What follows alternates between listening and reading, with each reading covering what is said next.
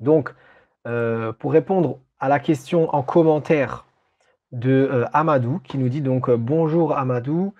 Donc là, on est sur un autre thème, hein, probabilité. Alors, il nous demandait qu'est-ce que c'est la probabilité. Donc, je vais vous aider un peu dans votre vocabulaire. Probabilité et aléatoire, qu'est-ce que cela signifie? Donc, j'ai répondu très simplement en commentaire à Amadou. Bah, la probabilité, c'est probable. Cela signifie c'est possible, mais pas à 100%. Donc, c'est ça la probabilité. La probabilité, c'est que quelque chose est probable, donc c'est possible, quelque chose va se faire, va se passer. Ce sont donc les possibilités. Une probabilité, par exemple en mathématiques, eh bien, c'est pour évaluer ou mesurer le nombre de chances que quelque chose se passe ou se déroule. Par exemple, j'avais dit ici, Jean arrive toujours en retard. Donc la probabilité, ce sont les chances, les possibilités que quelque chose arrive ou se passe. Et à côté, on a aussi le mot aléatoire. Aléatoire. Donc ça, on l'entend souvent, aléatoire ou probable. Aléatoire, c'est quelque chose que l'on ne contrôle pas. C'est le hasard, c'est la chance, c'est totalement incertain. Les chances, par exemple, de gagner au loto sont tellement aléatoires qu'il est recommandé de ne pas jouer. Ça, c'était l'exemple que j'avais donné. Donc, probabilité et aléatoire, on peut penser que ça se ressemble, effectivement, ça se ressemble un peu, mais c'est aussi différent. Il y a une nuance très forte entre probabilité et aléatoire. Donc ça, c'était une question de Amadou. Si vous aussi vous avez des questions, profitez-en dans les vidéos que je propose, parce qu'à partir de maintenant, quand je vois qu'il y a des questions dans les commentaires, eh bien j'organise ce direct le dimanche, l'après-midi, hein, pour répondre à vos questions. Comme ça, vous posez vos questions et vous avez vos réponses assez rapidement. On a aussi, Faudil qui nous disait donc, en commentaire: «Salut, merci. Pour moi un peu compliqué, mais je peux répéter cette vidéo plusieurs fois pour comprendre». Et c'est ce que je vous conseille aussi, de, revoir et revoir, donc de répéter une vidéo que, vous ne comprenez pas directement.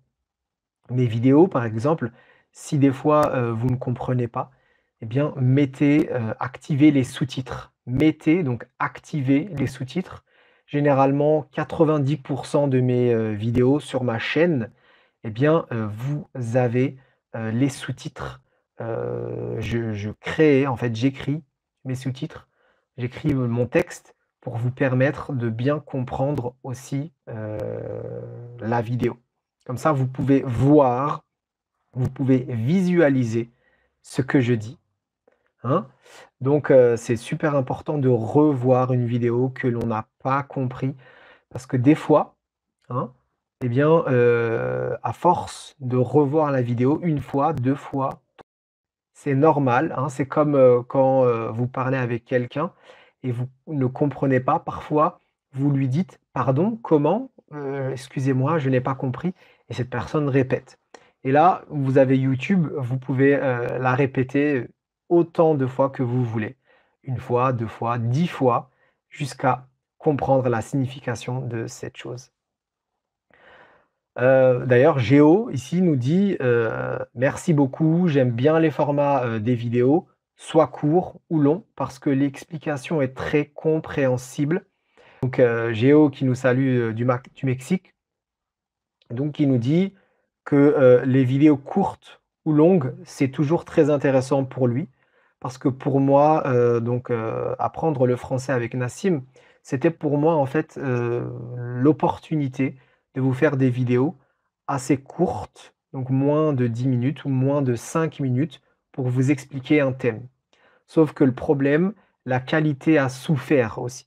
Parce que vous expliquer quelque chose en moins de 5 minutes, c'est bien, mais c'est parfois très peu réalisable, hein. Il y a des thèmes où il faut prendre son temps et donc à partir de maintenant, dans, ma chaîne, sur ma chaîne, vous allez voir donc vous allez avoir des vidéos, avec de la qualité comme toujours, mais aussi avec de la quantité. Donc ce sera éventuellement des vidéos un peu plus longues, mais, je vais en profondeur et je vous donne donc des exemples concrets, plusieurs exemples concrets et surtout des cas particuliers. Parce que, dans les cours de français, dans les livres, on apprend, un thème, on apprend, dans un cours de français quelque chose, mais vous avez seulement des personnellement, c'est ce que j'ai remarqué quand j'étais à l'école, en cours, d'anglais, d'espagnol ou de mathématiques. Et aujourd'hui, bah, j'ai décidé de vous faire des, vidéos un peu plus longues et avec beaucoup d'exemples et beaucoup de cas particuliers, hein? Alors, je vous ai préparé une petite surprise. Et je vous ai préparé une petite dictée pour aujourd'hui. Donc c'est une petite dictée que si cela vous intéresse de vous entraîner maintenant avec une petite dictée, eh bien, je vous propose de préparer un papier et du crayon. Un papier et un crayon, pardon. Un papier et un crayon et une gomme aussi pour écrire. Donc apparemment ça vous intéresse. Parce que je regarde les, commentaires dès qu'ils s'affichent et on va s'entraîner sur donc, le thème ici, ce sera donc l'imparfait. L'imparfait, donc j'ai mis, beaucoup d'imparfaits dans, cette, dictée. À vos crayons. Alors, après cette vidéo, je vous mettrai le texte de, cette dictée. Vous êtes prêts? On y va? Alors, mon professeur de mathématiques. C'est le titre de la dictée. Mon professeur de mathématiques. C'était un mardi matin. C'était un mardi matin. Notre professeur de mathématiques était malade. C'était un mardi matin. Notre professeur de mathématiques était malade, virgule. Alors, le directeur du lycée alors, le directeur du lycée nous avait expliqué alors, le directeur du lycée nous avait expliqué qu'un remplaçant allait arriver. Point. Alors, le directeur du lycée nous avait expliqué qu'un remplaçant allait arriver. Point.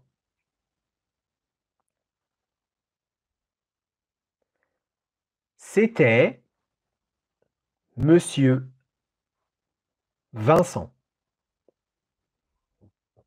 C'était Monsieur Vincent, virgule. Je ne sais pas comment il faisait, mais il nous expliquait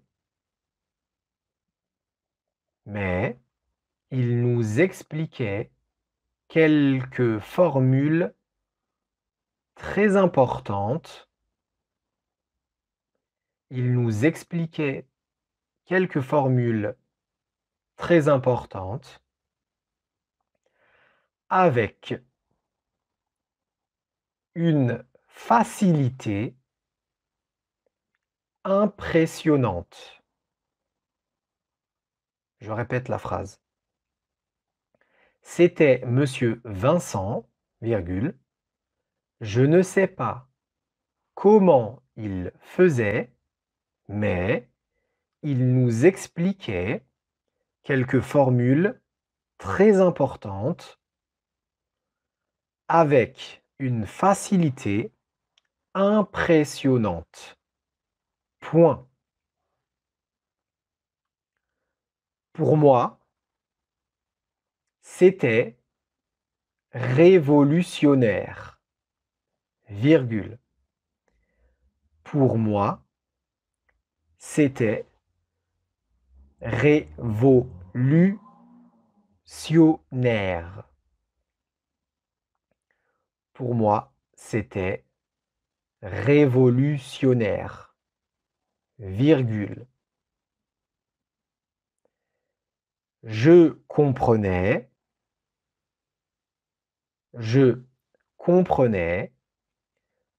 tout, je comprenais tout ce qu'il nous racontait. Je comprenais tout ce qu'il nous racontait. Point d'exclamation.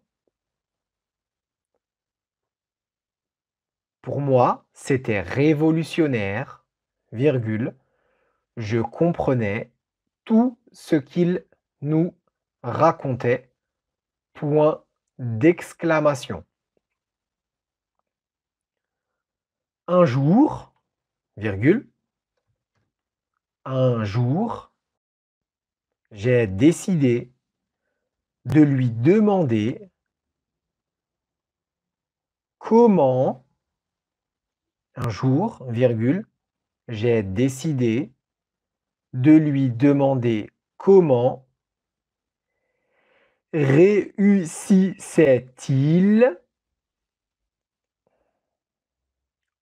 réussissait-il à me faire comprendre des choses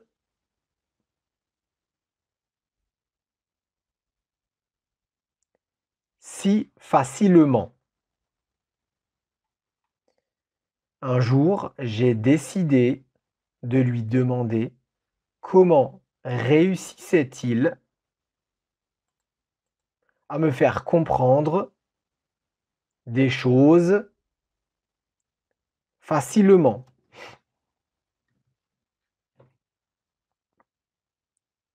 Point. Je répète la phrase. Un jour, virgule, j'ai décidé de lui demander comment réussissait-il à me faire comprendre des choses facilement. Point. Il me dit,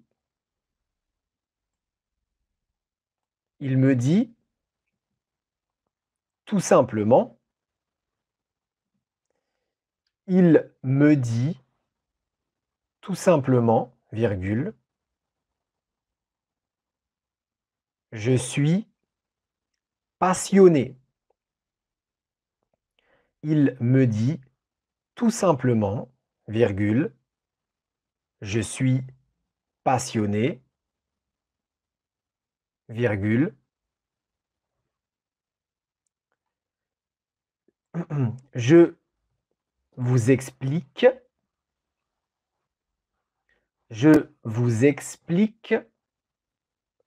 avec passion.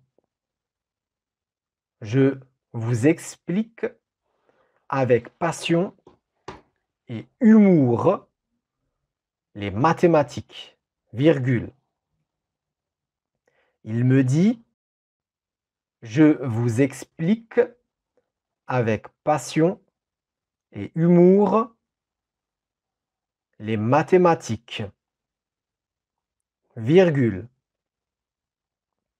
C'est une chose que plus personne ne fait. C'est une chose que plus personne ne fait aujourd'hui. Point à la ligne. Je répète cette phrase, cette longue phrase. Il me dit, virgule, je vous explique avec passion et humour les mathématiques, virgule. C'est une chose que plus personne ne fait aujourd'hui. Point final. Donc maintenant, je vais répéter l'ensemble de la dictée une fois. Je vais répéter pendant la relecture de cette... Éventuellement, s'il y a des fautes, des petites erreurs, pour les corriger. D'accord? Et ensuite, après la relecture de cette dictée, eh bien, je vais voir avec vous les difficultés de cette dictée ensemble et je vais vous expliquer. Je vais faire un petit cours sur cette dictée. On y va. Mon professeur de mathématiques. C'était un mardi matin. Notre professeur de mathématiques était malade. Alors, le directeur du lycée nous avait expliqué qu'un remplaçant allait arriver.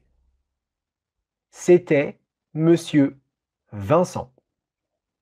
Je ne sais pas comment il faisait, mais avec une facilité impressionnante. Pour moi, c'était révolutionnaire. Je comprenais tout ce qu'il nous racontait. Un jour, j'ai décidé de lui demander comment réussissait-il à me faire comprendre des choses facilement. Il me dit tout simplement, je suis passionné. Je vous explique avec passion et humour les mathématiques. C'est une chose que plus personne ne fait aujourd'hui. Point final. Donc pour celles et ceux qui sont encore là maintenant, bravo, félicitations. Vous avez fait donc cette dictée en direct avec moi et je vais vous expliquer donc les difficultés de cette dictée. Donc comme je vous l'ai dit au début de cette dictée, ici on parlait surtout de l'imparfait. L'imparfait. Donc vous savez, l'imparfait, c'est pour parler de quelque chose, on fait une description de quelque chose. Donc quand on parle de quelque chose dans le passé, on fait une description. On raconte comment c'est cette chose dans le passé. Et aussi, eh bien, quand on a un passé dans le passé. L'imparfait, c'est ça en fait. Pour dire très rapidement, c'est le passé dans le passé. Vous avez une situation dans le passé et vous avez une autre situation dans le passé. On utilisera l'imparfait. Mais ici, comme description. Donc, mon professeur de mathématiques, tout ça c'est simple, d'accord? Et là, on commence avec l'imparfait. C'était. C'était. Donc, A-I-T. Attention, à la fin de cette vidéo, je vous mettrai le texte de la vidéo aussi. Donc, écoutez maintenant ce cours avec moi, restez avec moi pour ce cours. Et plus tard, vous pouvez regarder la vidéo. C'était un mardi matin, notre professeur de mathématiques, donc notre, N-O-T-R-E, donc c'était à nous, notre professeur de mathématiques, était malade. Donc ici, on utilise l'imparfait. Il était malade. Donc, pendant longtemps, il était malade. Et c'est pour ça qu'on utilise l'imparfait. Donc, virgule. Alors, le directeur du lycée, donc le directeur, c'est le chef, c'est le chef de l'école. Le lycée, c'est quand on est dans la période d'adolescence. En fait, c'est les 3 années avant le baccalauréat. Ça dépend des pays, si c'est 3 ans ou 4 ans avant le baccalauréat, on appelle ça le lycée. Alors, le directeur du lycée, le lycée, c'est un mot, masculin. Mais attention, on l'écrit L-Y-C-ée. C, E accent aigu, et encore un E à la fin. C'est le lycée. Alors, le directeur du lycée nous avait expliqué, donc il a expliqué à qui? À nous. Et ici, c'est le plus que parfait. Avait, A-V-A-I-T, expliqué, E-X-P-L-I-Q-U, E accent aigu. Donc, le directeur du lycée, il nous avait expliqué qu'un remplaçant, donc un remplaçant, c'est quelqu'un qui vient quand quelqu'un est malade, par exemple. Le professeur de mathématiques, le titulaire, le vrai professeur, on va dire, est malade. Et donc, on a trouvé quelqu'un d'autre pour le remplacer. Et là, remplaçant, attention, le C, on met une petite cédille. Sinon, ça fera remplaquant. Donc, remplaçant, on met un petit 5 sous le C. OK? Le remplaçant, donc un remplaçant allait arriver, pardon. Alors, je répète la fin de cette phrase qui est très importante. Alors, le directeur du lycée nous avait expliqué qu'un remplaçant allait arriver. Donc, arriver, je l'écris A-R-R-I-V-E-R. Pourquoi à l'infinitif? Ici, c'est allait arriver. Et comment savoir? Pour ça, il y a une technique très simple. J'utilise un verbe irrégulier, comme par exemple offrir.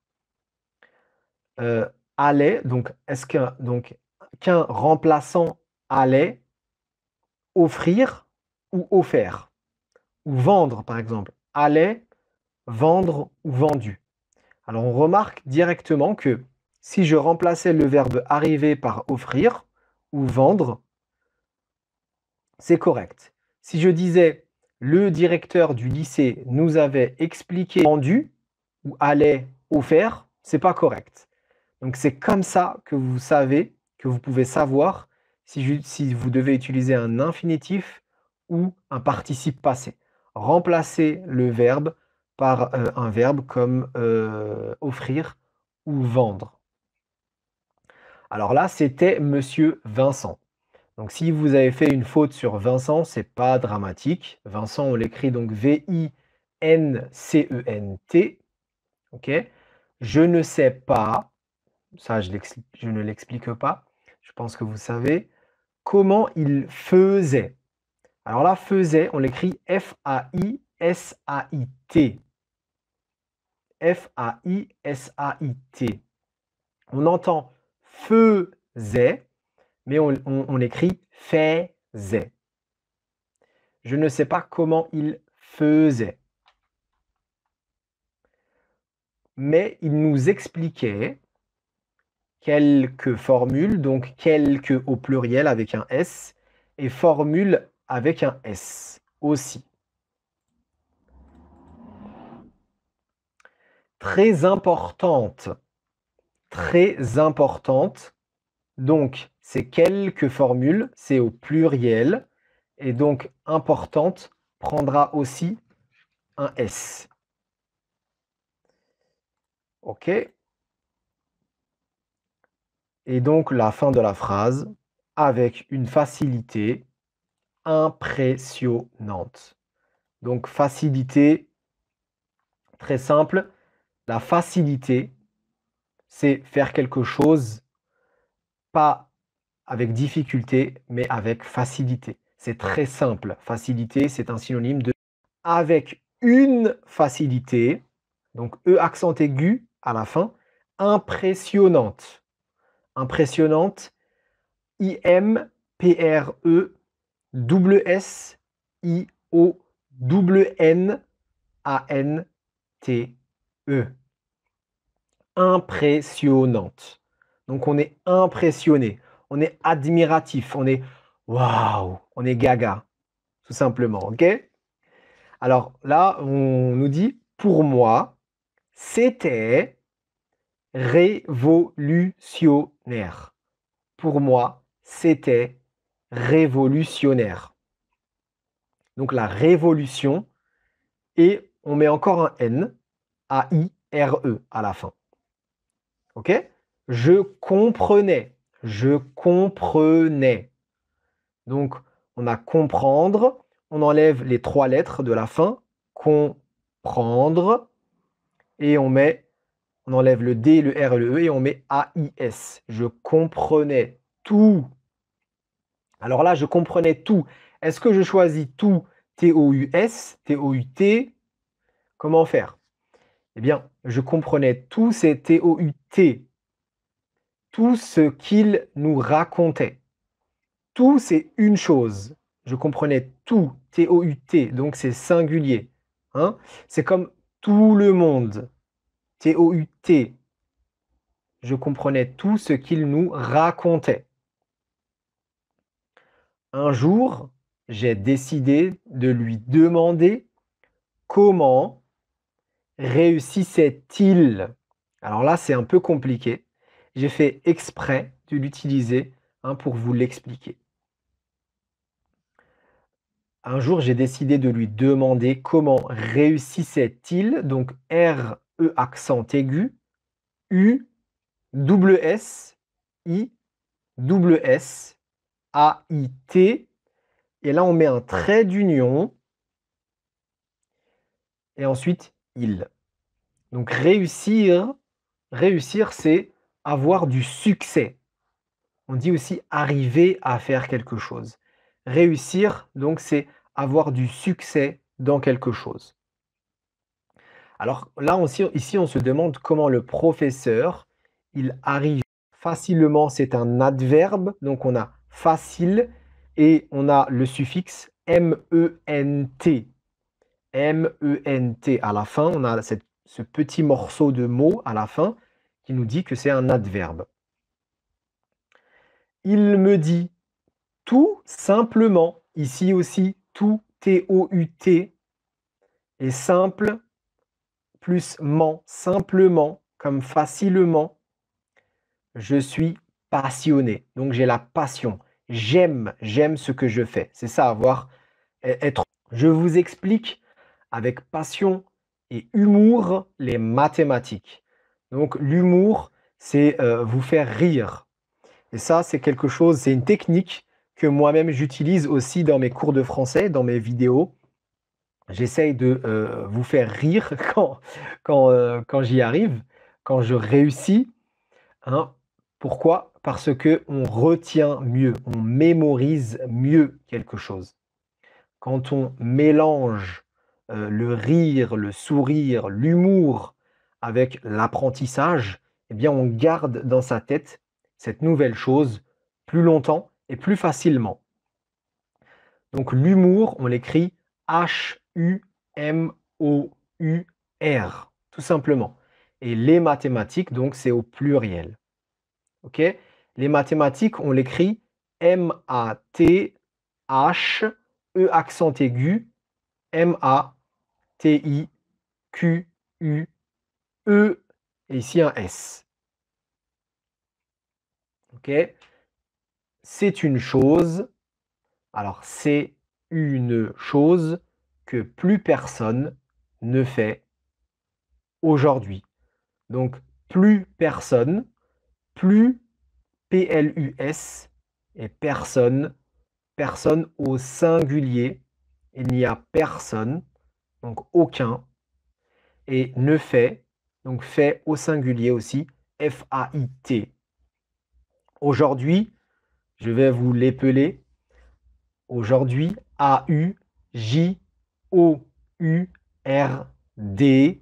apostrophe H-U-I et point final. Donc si vous avez des questions, j'espère que vous avez compris au moins un maximum de choses ou un minimum de choses, cela dépend. Et si vous avez des questions, vous me mettez tout en commentaire et c'est un plaisir de répondre à vos questions soit maintenant, soit une prochaine fois dans un direct ou directement sur le commentaire. Vous savez que j'ai 2 programmes de formation qui vous permettront de développer votre français. Si ça vous intéresse, vous regardez sur mon site, Donc j'ai prononcé le français vous permet, d'activer votre français et de pouvoir commencer à parler avec tranquillité, avec facilité.